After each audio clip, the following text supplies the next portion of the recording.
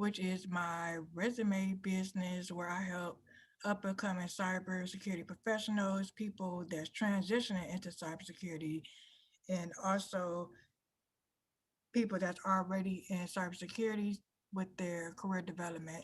I recently won the 2020 Global ISC Square Rising Star Award for Katia Cylife, and I'm also the author of The Struggle is Real, a blueprint to excelling into the cybersecurity discipline. And today I have three brave people who I'm going to give live feedback of their resumes. And then after I give them their live feedback, I am going to break down their cyber career path as well using the NIST 800 181 publication along with the cyber career path tool. And then after I get done with that, you all can ask any questions that you might have at the end. So some common resume mistakes and some tips that I see often on resumes is that some people do not pay attention to detail. I see a lot of different fonts in a resume. I also see some resume templates that are being used when people are trying to stand out, but you also have to be, there also have to be mindful that some ATS systems are not updated. So be mindful of that. And as you can see, what I did above is using the same action verb repeatedly is also something that I see often. And some tips for anybody that's writing a resume. Number one, do not put your full address on a resume unless it's needed. Also, for some reason, I'm starting to see people putting references at the bottom, which is also another mistake. And then also people not having the correct action verbs and the correct tense. So a lot of people are using, for instance, if you currently work there, I see a lot of people put in past tense, so the ed. So make sure that you are being mindful and actually use the correct tense. And another thing, a tip that can help anybody as well, is to also document any cyber related projects that you're doing, e-learning courses, virtual conferences, this resume workshop that you are doing today. Because if you add that, that will actually show the recruiters or the hiring managers that you are actually passionate about the field. It's one thing to write that you're passionate, but how are you actually going to show that you're passionate as well? So make sure that you are documenting those things as well.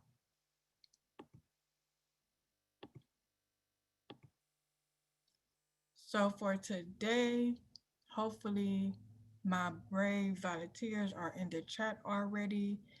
And I will start with Yolanda first, David, and hopefully I pronounce his name right, Duran. So I'm going to stop sharing my screen and see if my brave volunteers are in the chat.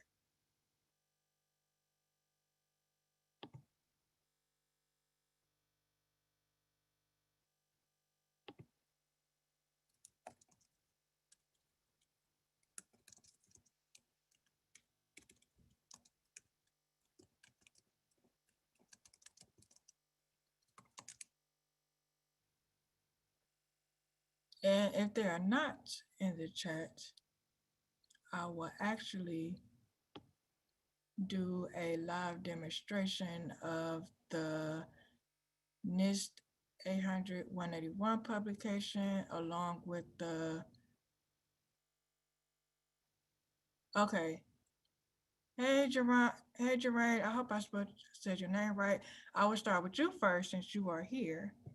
So let me get his resume and get him started.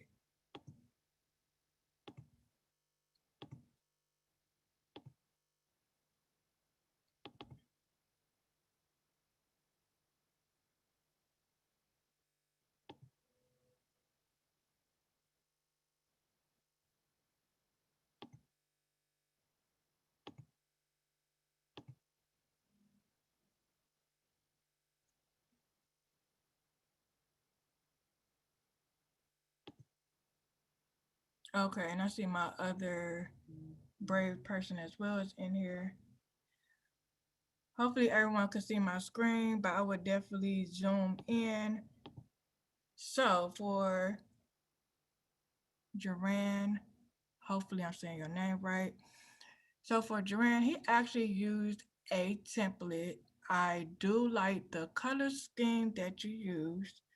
However, I will be mindful that ATS systems might not pick up on this template. So I would recommend as a tip to actually have a regular Word format as well, just in case. But this is a great template that you can share with the recruiter online. So I recommend you can still stay with that if so. But in the meantime, just make sure that you have a backup just in case. And the one thing about these templates that I personally do not care too much for is that recruiters and hiring managers, they are used to reading a resume at a certain format. So for some recruiters, it might be hard for them to read this only because of this layout. So I would be mindful of that. So the about me part. I am a person that is highly motivated and self-motivated. To me, you will actually see those more often, and to me, that really won't set you apart. I understand that you are using these action verbs, but I would actually just get straight to the point and just say the job title that you are currently in or which you want to potentially be in. So I would actually just say Senior Information System Security Officer. And instead of saying with a passion and talent aligning security architecture, you are already senior level, so you know your role, you have years of experience. I would just get straight to the point and say senior security officer, align security architecture, plans, control, policies, and leave it at that.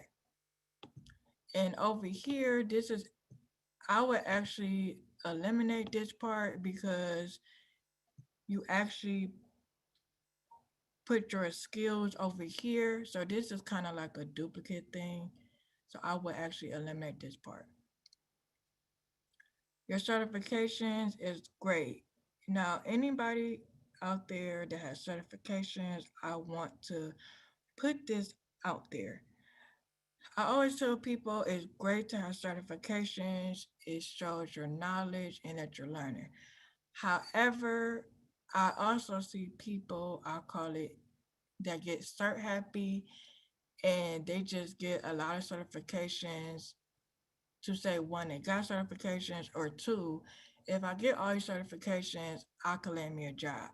However, when you get a lot of certifications, sometimes you're not realizing, depending on the certification that you chose, that you actually could be in two or three different career paths. So now it looks as though you really don't know where you want to go. So I would be mindful of that, that make sure that if you are studying for a certification, that you actually have a common, like a career goal where you see yourself going. So for your experience, I normally put professional experience. So I would actually change that to professional experience. Now I know some people missed this in the beginning. So right here is very important. You currently work there.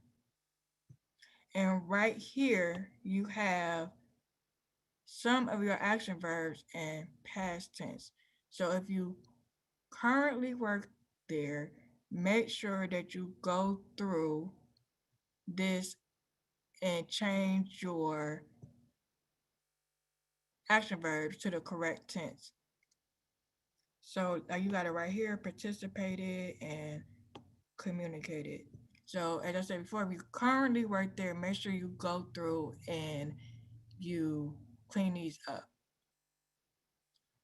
Also, let's see, and also within this role, I normally try to stick to 3 to 5 bullet points tops because hiring managers and recruiters, they honestly only look at your resume for about, I think now it's 7.5 seconds that I found special on YouTube.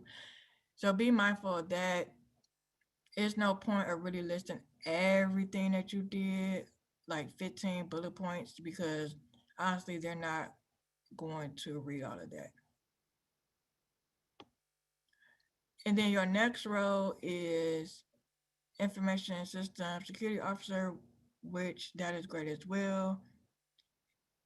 And right here, you actually, you did a good job. You put the correct tense of the action verbs in that. And then of course you show your education. Now, me personally, I haven't put my years on my on when I graduated. So you actually could just take the years off and just keep it your degree in school, and that's it. Now, honestly, this is a PJ Professional IT Services. So I'm not for sure if maybe this probably the if you got this done by another professional resume writer, I will honestly take this off. Be mindful of that.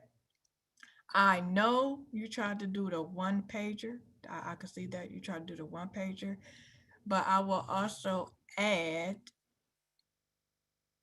if you have any, as I mentioned before, if you have any projects, any volunteer experience that's cyber related, I will also add this to your resume because that would be another great resume. I'm sorry, great interview starter.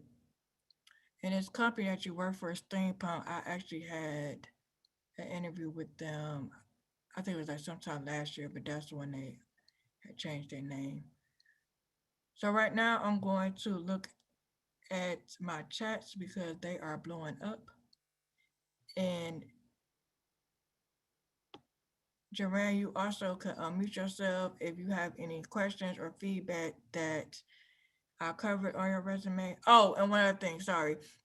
And currently, your resume reads you fit under the operate, no, I'm sorry, you fit under the oversee and governance side of cybersecurity according to the NIST 800-181 publication, which at the end of this,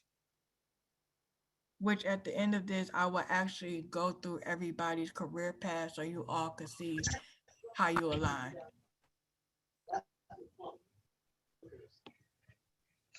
Thank you very, very much. Oh, you're welcome. So Do you have any overall, what feedback? would you give? Mm-hmm. Overall, what would you Mm-hmm. give me? A B, C, what? Okay, overall, I will give you a B. B because the only thing, like I said, the only thing I honestly would change is just this template, honestly, because for recruiters, as I mentioned before, it it will they just don't read like this, so it'd be hard for them to follow. Like honestly, for me, it was hard for me to follow. make sure that, because I do see it's some different fonts in here, make sure you go over this, make sure that's the same font. I will only change those few things that I mentioned before on your about me part. Just get straight to the point. You're a senior information system security officer and you align the plans. As I said before, eliminate this. And then for your current role, I would honestly just try to pick 5 major things that you do at your role. So for instance, I know since you currently work there, participates in the continuous monitoring. Now, this to me, make sure, I know these acronyms are long, but make sure you spell out the acronym only because it could mean something else in a different industry. I know what a poem means, but somebody else from, I'm going to say outside the government, don't know what a poem is. So just make sure you be mindful and spell out your acronyms too. But if you make those minor adjustments, it'll be good. Thank you. Really You're welcome. appreciate all the people. No problem. Look, it wasn't bad. I've seen worse. But I do like this color scheme. No, I like this color scheme. It's very, I call it calming. So I like the color. I like the color that you chose. But like I said, I'll just be mindful of this template going forward. And also, everybody out there, I forgot. I know you put cybersecurity professional, but anybody out there, I also want y'all to think about your personal brand. So yes, you are a cybersecurity professional, but like what else do you do? So for instance, my personal brand, Voice of Cyber Pro, that's my personal brand. But hypothetically, you could either put, now you put one or two things. You could put under here if you want to, you could put the other roles you are seeking. So you could also put, we're gonna break down ISO. You can put ISO, of course you're gonna spell it out. Or you might have to abbreviate that because it's pretty long. So you can put ISO, ISM, like that under here, under your name, instead of saying cybersecurity professional. So you can be very specific on the job roles. Now I do have a question for you since I have you on here. I see that you got the certified ethical hacker certification. Now this is for anybody else out Mhm. there. In your current roles or your past roles, have you actually applied that certification to any of your roles? I would lean towards 80% no, 20% yes. Main reason that I have it on there is because it satisfied a certain requirement for Okay. a specific job. So the other ones I didn't have cap at first. I had Mm-hmm. security plus and they wanted a higher level certification. CH satisfied that role, so it helped get me more noticeable by other jobs. Got it. Okay, so a rule of thumb to everybody out there, as we just learned, he earned his certification, but as you can see, he's not currently using it that much, but it was a requirement for some of the roles that he was seeking. So anybody out there, be mindful if you have certifications, sometimes you're just marking a requirement and you might not actually use that cert. So when you're actually going out there looking for jobs, really interview the company, actually ask them, okay, I see the requirement says I need to have a CDH, I have that certification. Will I actually use this certification in this current role? So make sure that you're not wasting your time. Not, you worked hard, you studied for the cert, but now you get the cert and you're not even applying that cert that you earned. So make sure anybody out there that you actually ask those important questions during the interview. Would you put aspiring certs on this resume or no? I put in progress, I put it on mine. So for instance, I'm studying for the AWS cloud practitioner, and on my resume, I have in progress. So Okay. I have it on mine. And then it's also, as I said before, a great conversation starter. So depending on the hiring manager or whatever job you're going for, if they see that on there, you could actually talk about that in the interview. You could say, oh, I saw one of the requirements was AWS, I'm just say solution architect, and you're studying for that, you got it in progress. You can say, well, I'm interested in learning about the architecture of the cloud, so that's why I'm actually studying for the certification now. And that will probably give you kudos with the hiring manager as well. So definitely put that on there, but just put in parentheses in progress. Or if you have a date that you expect to earn that cert, you could say expected December 2020. Okay. One Anything? last Oh, question. yes. Mm-hmm. I know you recommended changing the template. Is it more so, as far as the colors? I mainly did it for the color pop to grab attention, but you recommend a word one. I mean, I guess a Word document. Which one is more beneficial? That's a good question. So for me, when I do my client's resume and they send me, for instance, let's just say he was like, hey, Katia, I want you to redo my resume. I'm not using this template. I will give you a whole different format only because now I would try to get these color schemes or get you a color that you like because I add a pop of color to my resumes that I do. I would say this template would be good if you're sending it straight to the recruiter through an email. But if you have to put this through the ATS system, depending on the ATS system, it might not pick it up unless that ATS system asks for the PDF version of your resume. That's a great nugget because I have two different resumes. I have this one just for pop, and I have a strictly Word document. But now that you explain that, I think that helps out a lot. So this would be primarily for recruiters. My other one should primarily if I'm applying on a website and they ask me to upload a resume. Yes, and then on your Word document, you could change the font. You could change the headers to a color. Let's just say navy blue. With I'm gonna say navy blue. Don't get too crazy and put like yellow font because they can't read that. But if you wanted to use a navy blue for the headers, like for instance, you got the about me, which is navy blue. You could add navy blue to all the headers, and that just add your pop of color if you're looking for color on your resume. Okay. Are there colors you don't recommend putting on a resume or no? I when I do my resumes, I choose blues, greens, sometimes yellow. I don't do red because to me red means danger, danger, or I got a whole bunch of typos. I got a whole bunch of typos Okay, that on makes sense. my yeah, so I wouldn't use red. That's just me though. Thank you. I don't want to You're take up all welcome. of your time. So if you want to go ahead to someone else, that's fine with me. But if you want to give me more time, just let me know. Look, just email me after this. I got you. Thanks, Katia. Ah, you're welcome. All right, you have a good Saturday. You too. All right. I'm gonna check my chat to see other if my other people are on here. I think is David on here? That must be David.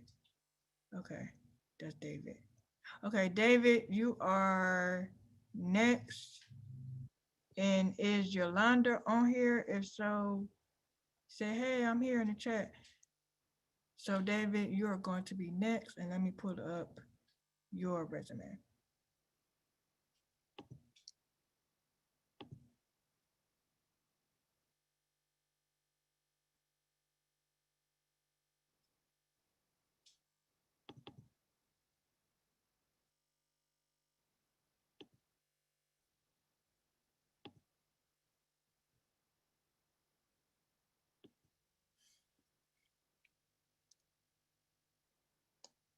Tiara, I'll think about your comment in a few minutes. I don't really want to do too many resumes because it takes a lot of brain power to do. It takes a lot of brain power to do this, but I would definitely let you know in a few minutes.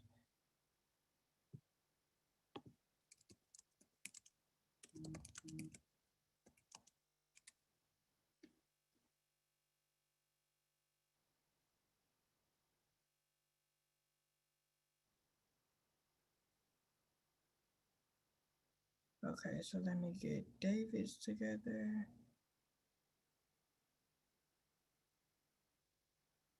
Okay, great. All right, David, I'm ready. Let me get you together. Okay, I'm gonna zoom in. Oh, nope, I'm already zoomed in. Okay, we have David resume. Now, David, we know that this is a professional summary. So I will actually take out the professional summary part. You don't really need that. You just take that out. And as I mentioned on Duran's resume, I will honestly get straight to the point and say what role you are currently in or what you want to be in.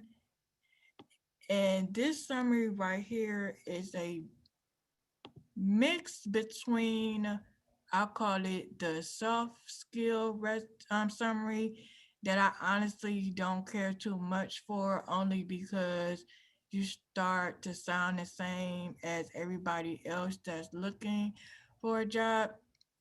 So for your summary, oh, sorry, everybody on here, if you are on here, I also have a free resource guide that I will have in the link for everybody that y'all all can reference and help with y'all resume as well. So make sure y'all stay to the end.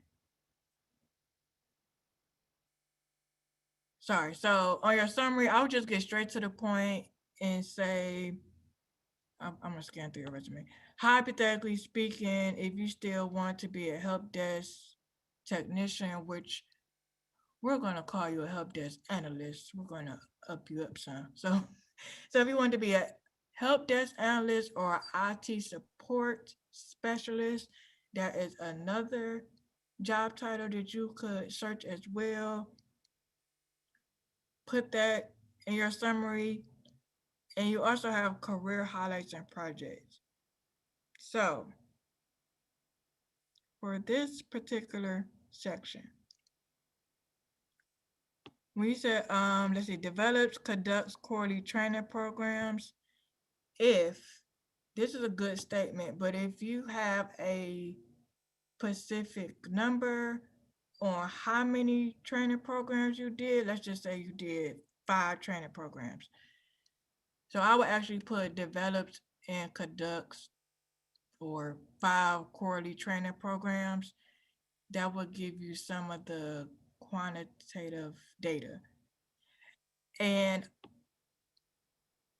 led, this is an okay action verb, but there are other action verbs that you could use that means you led a project. So spearheads is one of my favorite ones. So I would actually replace that with spearheads, the email migration of of these users. This is a great statement. Now, this little section here, to me, most of the descriptions you have are somewhat what you would actually describe in your role. So I would honestly eliminate this career highlights part, and you would actually just blend this in with the roles that you already have, which I'm gonna walk through that as well. So if I were you, I would honestly just eliminate that part and you could just start with your experience. So for here, put professional experience. And shout out to you because you are a cybersecurity intern and you actually are in Tyrone. Tyrone's Cover 6 Solutions. Kudos to you. So, if anybody out there, it's great that you have Splunk skills. Anybody out there, Splunk is a great skill to have because they actually need a lot of people that know about Splunk. So if you are interested in Splunk, I highly recommend to learn about Splunk or get that certification that's out there because they need people with those skills. And I see that requirement a lot for certain roles. And I'm right now reading, so that's why I'm a little quiet. So this statement right here, it just says, I will go a tad bit more into depth if you can, because you just got provides recommendations for policy modifications. If you could be specific on what kind of policies, like if it's maybe since you're an intern, like if it's a certain industry, you had to make these policy modifications too. So if it was the healthcare industry, the education industry, something like that, I would be a little bit specific on that one. For assist, it's another action verb that you could actually use to replace assist. As I mentioned before, I will share that at the end of this so you will know how to have more powerful action verbs for your resume. Now, let me see. Okay, David, so your resume currently puts you in the operate and maintain side of cybersecurity according to the NIST 800-181 document. So for anybody out there, if you are IT support specialist, help desk, system admin, network engineer, you are under the operate and maintain side of cybersecurity. Just so you know. Now, I like that you got here that you had noted how many end users that you're working with, so that's great. Right here is one of those important things where you have to pay attention to detail. That's probably a small typo, but just make sure that you eliminate the bullet point. As I mentioned in the beginning, I know some people missed it. Repeating action verbs. So there are a couple ways you can note maintains. So you could replace, you can maintain here, and then the next sentence could be a different way in how you maintain the data integrity of the desktop environments. And for this particular role, I would stick with at least 5 bullet points if you can for this particular role, because after a while it will kind of get, what's what I'm looking for, repetitive. So if you could just think of 5 major good things for this particular role, I would use that. And again, you were a help desk technician and then a help desk analyst. So right here, I really like this help desk analyst, and I'm gonna go back to the other one in a few minutes. This help desk has great quantitative data. So make sure that you do this type of format or sentence structure for the other 2 rows as well, because that will help you out. Now, based on the way your resume reads and how your current roles are aligned, this is a great example of you are growing in your career path because you didn't stay stagnant. So here, hey, you was a help desk analyst. To me, that's like, hey, I'm starting out my career. And then you moved up to a tier 1, and then after that, you moved up to a tier 2. Now I want to,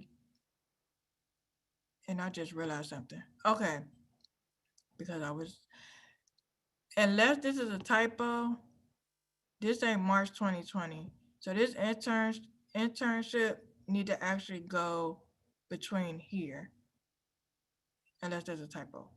But make sure this March 2020 actually go here.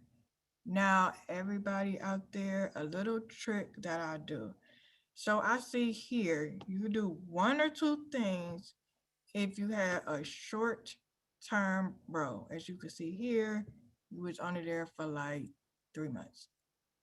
Now, if it was a contracting job, you could say tier 1 help desk technician, and in parentheses, you could put contract.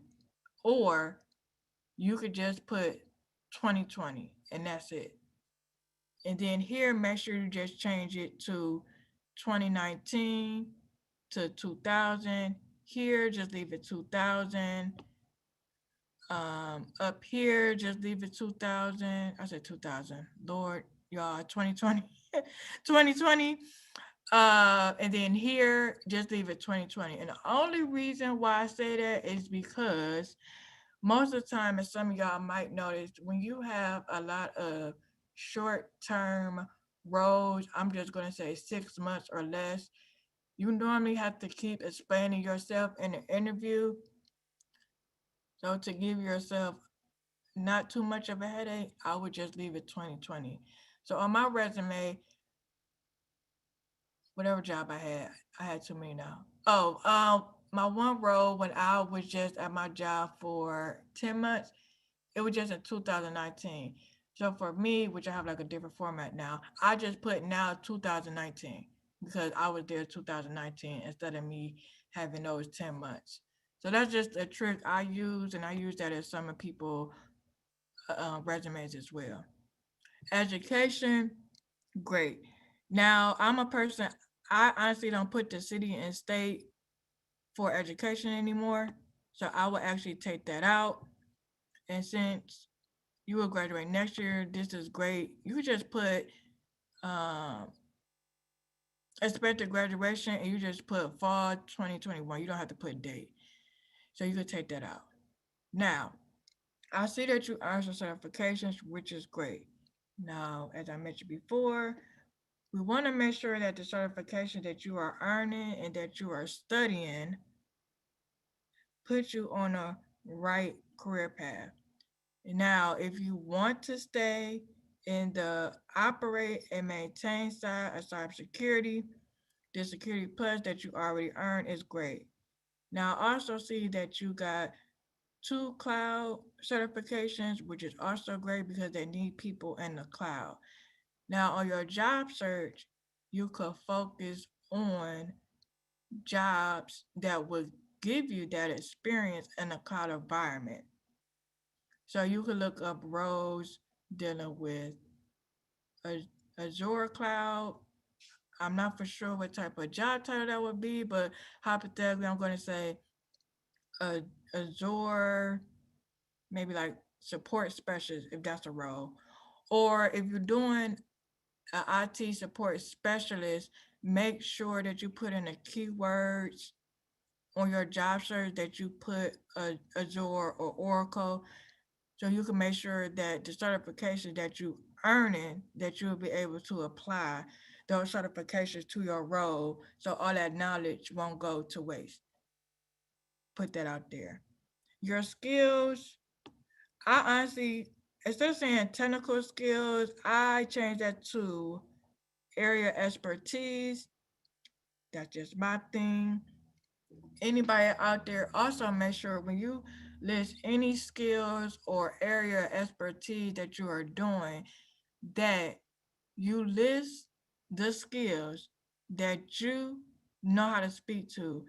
Don't put skills just to get through the ATS system, because if the hiring manager asks you something, a skill that you put on there because you're trying to get through the system and you actually don't know that skill, now you kind of set yourself up to, one, not have confidence in yourself, and then two, stumbling because you're trying to get through the ATS system. So anybody out there, honestly, just note the skills that you not speak to on your resume, and then you will also tweak your resume here and there to certain roles. Sometimes it could be sometimes it be something simple as adding a software tool that you actually know that's on a job description in your resume, something like simple as that. But just make sure that you can speak to that skill. And since you have some coding languages on here, if you have a where's that GitHub? If you have like a GitHub, or if you have a website where you're showing your coding skills, then I would add another section that's called, you can either name it projects or personal development, which is my favorite. You could add personal development and actually add your website to your resume. And that's also another show and tell that hopefully if you have like a video interview, you'll actually be able to show your skills better than telling them. And that is your review. And you could unmute yourself if you have questions or feedback. Thank you, Katia. I really do appreciate you reviewing my resume. Um, I did want to say that, yeah, like I wanted my resume to show that I was growing from like a help desk role to pretty much I was pretty much looking for basically a SOC analyst role because they're Mm-hmm. kind of like similar positions. Um, and I wanted to show that, yeah, pretty much to my resume, I didn't want to um, show any like, what is it? I just wanted to like show that I know there's a little bit of typos here and there, but I wasn't sure how the project section was gonna look. Um, because there was a couple outside of my job. I do like virtual labs and I Mm-hmm. do like blogging as well for cybersecurity. So I wasn't sure whether to add that or what kind of look that gets from hiring managers or whatever. Yeah, so it's good you said that. So your project, I know you got projects right here. So for projects, I would put you put projects at the bottom, right? So put projects like right here, another header. Now you just told me you was a blogger. You're going to give yourself a job title, cybersecurity blogger, and then you're going to list whatever your website name is, and three, like just say 3 sentences. Note what type of blogging. So as you said before, you can say one author article. So let's just say you author 5 articles so far. You can say author 5 articles about different SIM tools, for instance. And then the next part could be, I'm sure you had to build a lab. So you could say develop the lab, build the lab, indicate what type of tools you had to research, the software, all that good stuff, and add that to your resume, and then add the website. And then that, like I said before, that'd be a great conversation starter because that's what helped me in my interviews. Even though I was still job searching, I added my blog to my resume. I gave myself a job title, which was cybersecurity blogger. And recruiters would always, that was the first thing they would look. Oh, can you explain what a cybersecurity blogger is? And that was my sales pitch, and then two, that gave me a positive light in the interviewing process instead of focusing on the negative, which was, well, I'm out here still looking for a job and I've just been applying for jobs all day. So flip it and give yourself a positive starting out in the interview instead of focusing on negative. So definitely add that to your resume because that will help you out. Okay, gotcha. So for I forgot, I literally lost my train of thought. It's okay. Um, but what was I gonna say? So with my degree, I Mm-hmm. don't know if that's a stumbling block for like a lot of the jobs because I know that whenever I look through the job descriptions, obviously I'm still gonna apply. Um, but like a lot of them just have like the the bachelor's degree, and I got my associates, and I don't even know how much value a cybersecurity degree is because it doesn't have much weight compared to your computer science, your IT, your information systems degree. I don't know if like it even gets like a good look. So I know, luckily enough, my community college had that cybersecurity program because it was relevant. But I see a lot of people, a lot of veterans, a lot of people who go to WGU and get their degree in information assurance just because that's relevant to cybersecurity.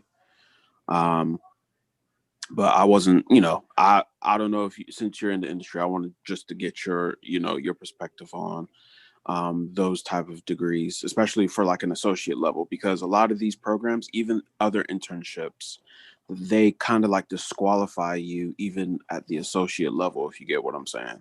Mm-hmm. So for you, one, as we all know, requirements are crazy off the chain. They even say entry level, you're supposed to have 5 years of experience, which is dumb. For you, I would not let that deter you. What I would do in your case, we do say this all the time, but honestly, networking, attending, since everything is virtual now, attend different conferences because you never know your next job could be at that conference. I mean, you just having a small chat with someone and they see your skill set or your passion and they'll get you a job that way. So I honestly would not let that associates deter you. I know people that self-taught and they just do labs and they still have a job. Or some people that just have certifications and they land a job that way.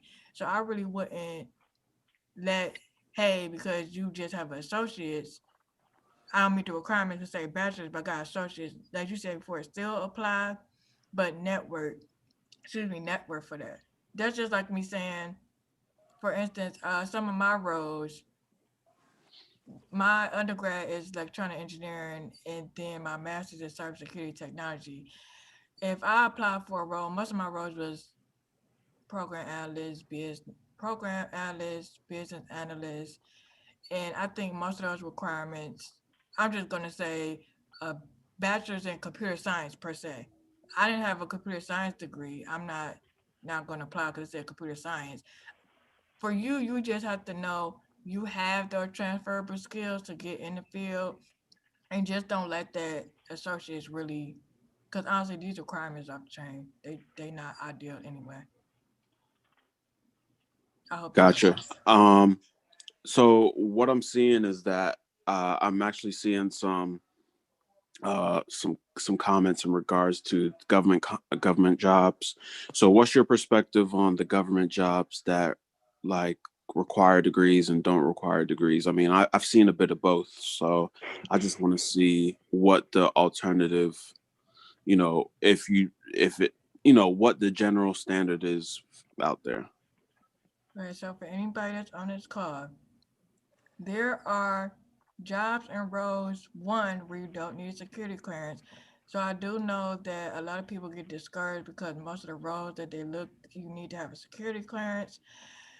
As we see now, I always tell people look at the industries that are per se getting data breaches. We have healthcare. Most of the time, healthcare industries, you don't need a security clearance. The education industry, the finance industry, all those industries, you really don't need a security clearance. I forgot I'm getting recorded.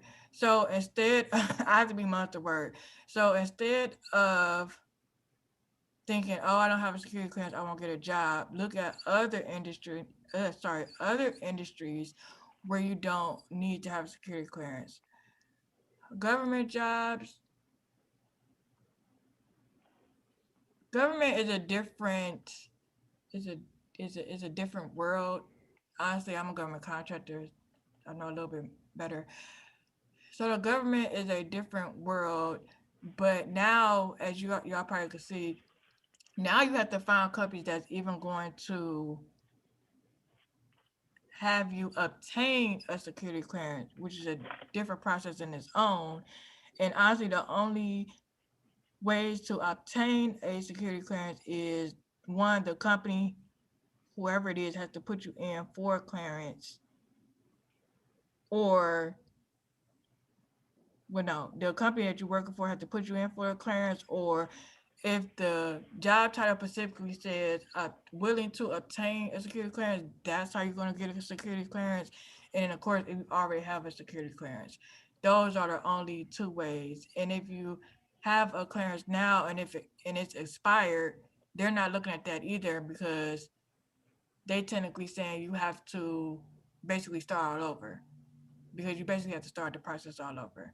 So for anybody out there, I just want y'all to know if you don't have a clearance, it's not the end of the world. It's other industries that you could look into that need you. I hope that answered your question. Yeah, thank you. I appreciate it. You're welcome. Um, so I'm gonna stop sharing my screen, y'all.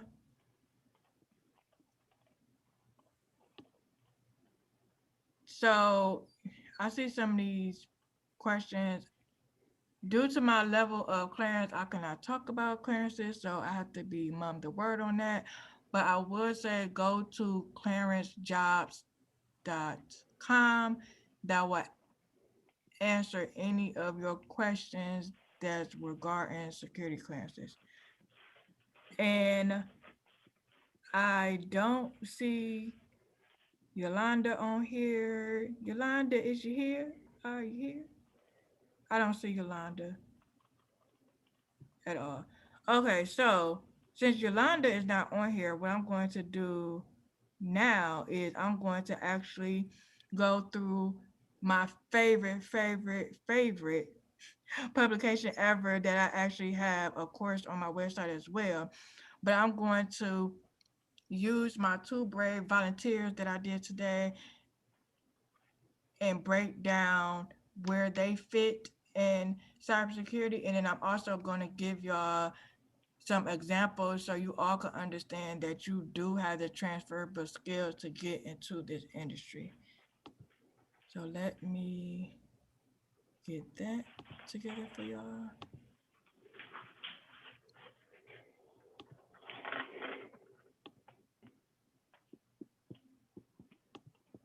Could I ask a question? Oh, yes. I was gonna say, is healthcare IT or healthcare cybersecurity, how is that different than like government cybersecurity and other cybersecurity? Is that like a different field? It's, I think government is probably slightly different only because the agencies you would support because it's government. But if it's like healthcare, let's just say Blue Cross Blue Shield. Hey, sorry, I don't mean to interrupt. I'm here. Oh, hey, Yolanda. Okay, Yolanda is here. Hold on. I was on YouTube. I was trying to get in. It just let me in. I'm sorry.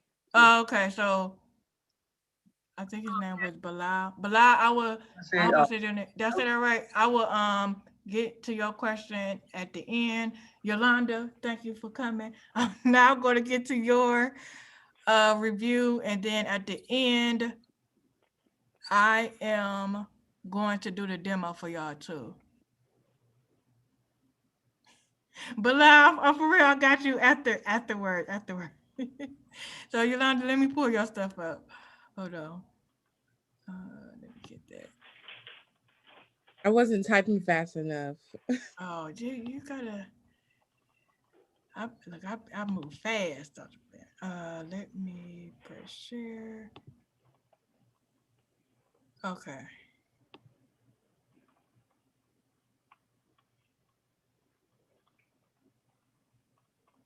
So let me press share.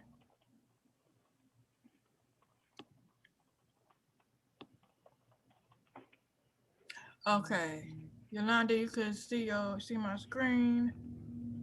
Yes. All right. So,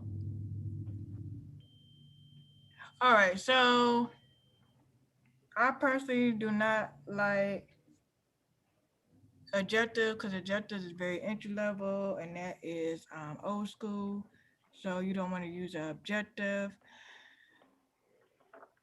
And right now, you just have to secure a full-time position within the healthcare or law industry to, let me see, forensics and cyber. Okay, so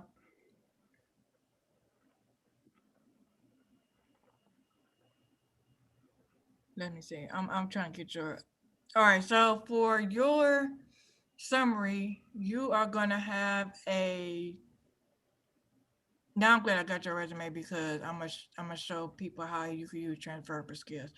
So your summary is going to be more so, I call it a transition summary because when you're out there trying to sell yourself for a job, you have to, you yourself, you have to know how your law skills, the healthcare all aligns to. I'm going to give you a role of, like you just said, cyber investigation and forensic science. So, for instance, for you in general, oh, shout out to you, went to Kent. Sorry. So, for you, hypothetically speaking, Since you have a healthcare background in your job search, you can focus on the healthcare industry. Since you majored in forensic science, the skills and knowledge that you got from school, you have the transferable skills for the cyber investigation side. And for you, you fit under the investigate side according to the NIST 800-181. So in your forensics classes, you know how to collect evidence, gather the evidence, you know how to build a case, you know how to figure out what laws you need if you have to take that. I'm sorry, if you're dealing with different policies. Since you come from the healthcare side, you also are aware of HIPAA laws as well. So you know policy management, the investigative side, forensics, healthcare. So those are the skills. All these transferable skills are getting you to where you want to go. You yourself just have to know how to sell yourself. Now, instead of combining instead of saying experience and internships, I would just put professional experience. And right now, I'm actually going to read this one row.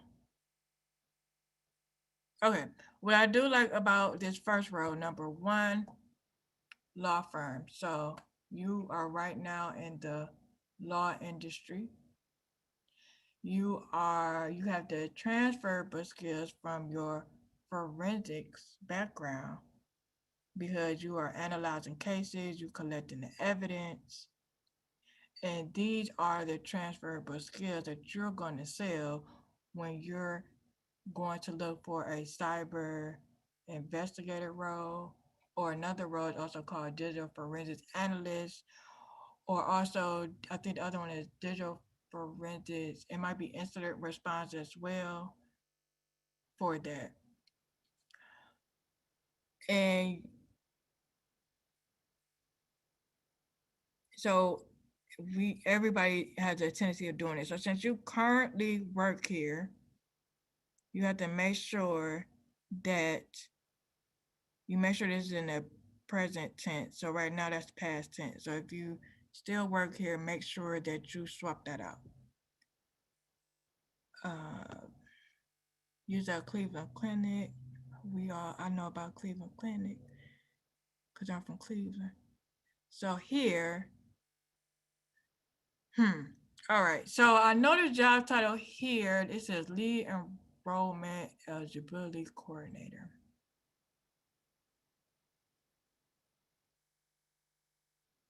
I'm reading. So for this particular role, you could probably find something that's equivalent to the day-to-day task, which I would actually have to do a search to see what is equivalent to a lead enrollment coordinator, only because you want to go for the role that you are seeking, and sometimes there are different job titles that you might miss out on that still have the same day-to-day tasks, but it could be a different job title. And then of course you have your internship, which, okay, medical examiner. So these are one of those things, this part where it says assistant in pathologies and this storage specimens and all that stuff. I would take out, I understand that's what you did, but I would take out these medical, like these scientific medical terms, and I would just keep it simple, and you could just say something like transported evidence to the laboratories, or you collected artifacts for the autopsies. So you just want, so for this particular role, make sure you're using more, I'm going to say forensic science terms or the investigate side terms, because those will show your transferable skill for that. kudos to you for putting all of your cyber related stuff on here. Now, I have like a love-hate relationship with anybody, even myself, putting Microsoft Office. And the only reason why is because it's 2020 and we all should know how to use Microsoft Office now. I don't care what format it is. I mean, what software program. So I honestly would take out Microsoft Office unless the role calls for it, then put it back. But than that, I would take it out because to me, it's kind of like irrelevant. That's just my opinion. And let's see what else you got. Okay, that's it. So right now, I see that you know. Let's see, Kali Linux and then Windows and then Flywire. I have not heard of Flywire, so I'm not for sure what that is. But if you are doing any other project that deals with the digital forensic side, I will add that to your resume. So if you're learning any cyber courses, if you attended any digital forensic conferences out there so you could understand more of that area that you're interested in, I will add that to your resume. And then, okay, so since you got the Security Plus, which is great, be very mindful because this happens to people a lot. That for some reason everybody get the Security Plus and they just think let me automatically go to help desk. But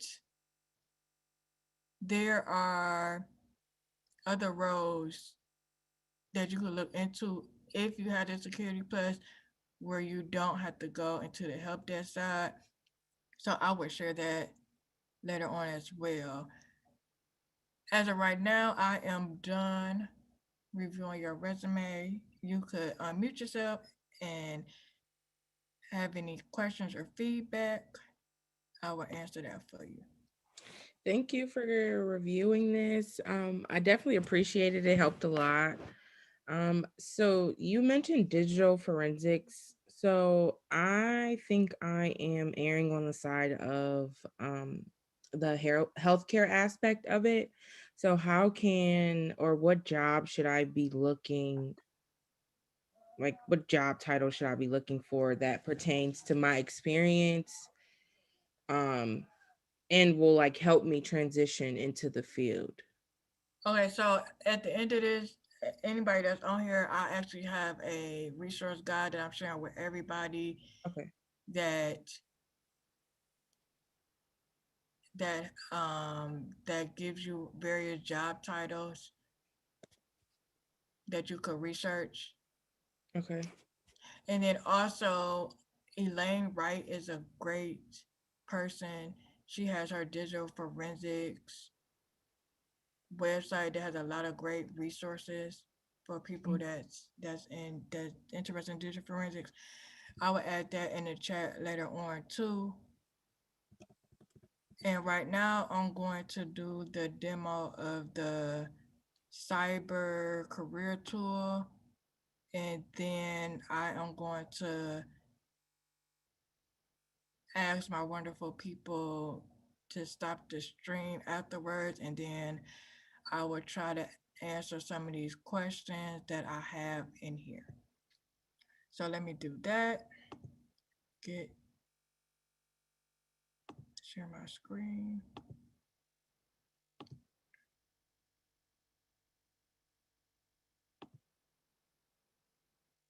Okay, so everyone, if you don't know, if you don't follow me, the NIST 800-181 Cybersecurity publication is my favorite thing on earth. And I actually have my course on this that's on my website where I break this down in an hour and a half. So you all can understand that you have the transferable skills to get into this industry as well as knowing your career path. So from all my wonderful volunteers, everyone was in a different career path. So for Jaran, I hope I said your name right. You, as I mentioned before, are on the oversee and governance side of cybersecurity, which is actually the same side I'm on as well. So your role was a ISO. So for you to be an ISO, you could look under one area, you could look under cybersecurity management. And cybersecurity management, one role, if you know anything about CompSec, that's one role you could consider. And then, as I mentioned before, as you can see, informationism is under here as well. Now, what I like about this document, it gives you some of the abilities you should know or you will potentially know within that role. It breaks down the knowledge that you should have obtained so far or that you eventually will obtain within your career. And then it also gives you some skills. And it also lists some of the tasks that you probably did. Some you probably did in your role, probably not. Or you could just reference this when you're job searching. So Joran, that is the area of cybersecurity you are in. And as I mentioned before, this is going to be on a resource guide that I give y'all at the end. For David, you were under the operate and maintain side. So once again, that is for my help desk people, system admin people, and people that do data administration. So for your tier 1, 2 support, you would actually look under customer service and technical support. Now, as some of y'all was here already, David, you had tier 1 and tier 2, but you could also look under a job title as technical support specialist or IT support specialist to broaden your job search a little bit more so you won't miss out on any roles for that. And then for Yolanda, for you, you are under the investigate side. So due to your forensic science, the law, all that good stuff, you have two areas you could focus on. So one is the cyber investigation side. One role you could consider looking up is cybercrime investigator. And the other role, which will relate to some of your law experience, which be under the digital forensic side. One role is the cyber defense. I had a brain fart, sorry y'all. Cyber defense forensic analyst. And then also, as I mentioned before, law enforcement counterintelligence forensic analyst.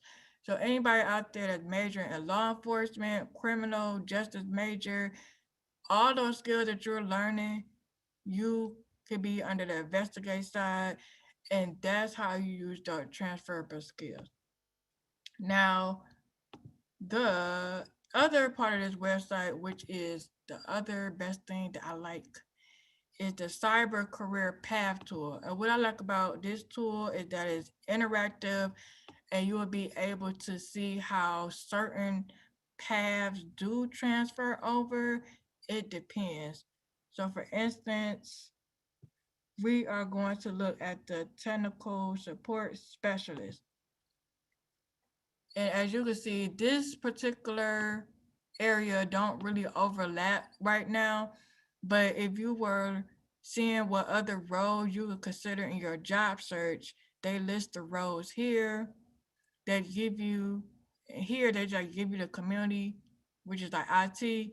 And the category, as I mentioned before, is operate and maintain. And then the specialty area is customer service and technical support.